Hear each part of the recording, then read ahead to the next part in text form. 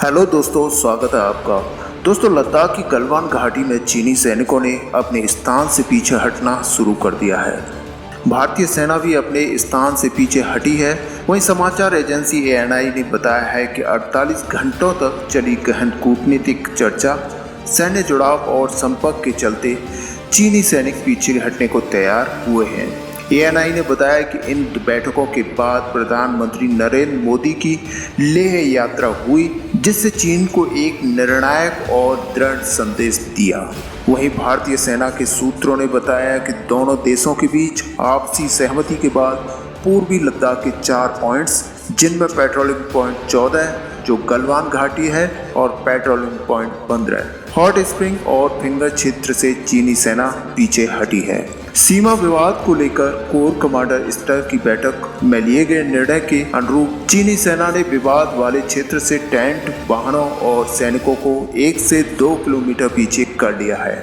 सूत्रों ने बताया है कि चीनी भारी बख्तरबंद वाहन अभी भी गलवान नदी के क्षेत्र के गहराई वाले इलाकों में मौजूद हैं।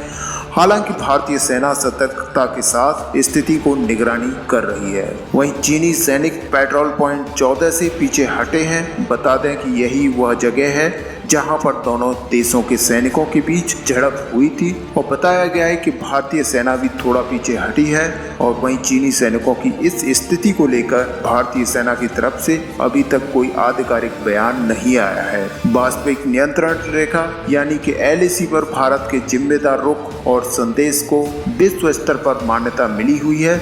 बीजिंग में भारत चीन संबंधों के जानकारों को भी यही राय है कि वर्तमान सीमा विवाद को हल किया जाना चाहिए। वहीं सूत्रों का कहना है कि भारत ने बीजिंग को एक निर्णायक संदेश दिया है और राष्ट्रीय सुरक्षा के लिए सर्वोपरि है। राष्ट्रीय सुरक्षा सलाहकार NSA अजीत डोभाल और चीन के विदेश मंत्री इस बात पर सहमत हुए हैं कि दोनों देशों को भारत चीन सीमा पर शांति को बढ़ावा देना चाहिए और द्विपक्षीय रिश्तों को बढ़ाना चाहिए। साथ ही दोनों देशों को मतभेदों को विवाद के रूप देने से बचना चाहिए। मंत्रालय ने बताया कि इस तरह चीन सेना ने LAC के पास तनाव अपने जवानों को पीछे भेज दिया है और सीमा पर शांति स्थापित करने की प्रक्रिया में तेजी आई है। इस संबंध में वे आगे इस बात पर सहमत हुए हैं कि दोनों पक्षों को LAC पर तनाव कम करने को लेकर चल रही प्रक्रिया को शीघ्रता से पूरा करना चाहिए और दोनों पक्षों को कई स्तरों पर सेनाओं को पीछे भेजना चाहिए।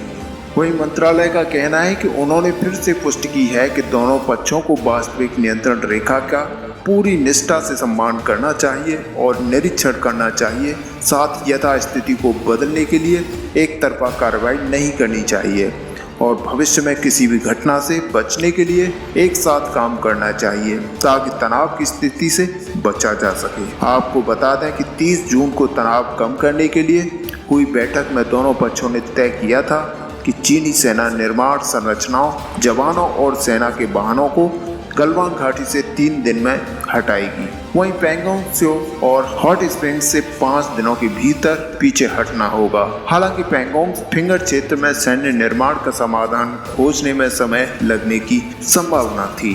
गौरतलब है कि गलवान घाटी में 15-16 जून की दरमियानी रात भारतीय और चीनी सैनिकों के बीच हिंसक झड़प हो गई थी। इस झड़प में 20 भारतीय सैनिक शहीद हो गए थे। शहीद जवानों में कर्नल रैंक के एक अधिकारी भी शामिल थे।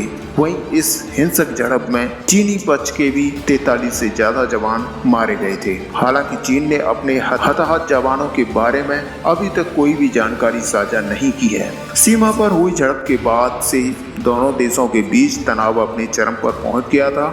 वहीं सीमा पर तनाव का असर देश में देखने को मिलना शुरू हो गया था। हाल ही में भारत सरकार ने टिकटॉक समेत चीन के 59 ऐप पर प्रतिबंध लगा दिया था और झड़प में शहीद हुए जवानों को लेकर देश में लोगों के बीच चीन के प्रति आक्रोश दिखने लगा था। लोग चीनी सामानों का बहिष्कार लगातार कर रहे हैं और भारत सरकार ने भी चीनी कंपनियों को दिए गए प्रोजेक्ट को रद्द करना शुरू कर दिया है। बाकी दोस्तों, आपका क्या व्यू है, आप हमें कमेंट में लिखकर बता सकते हैं।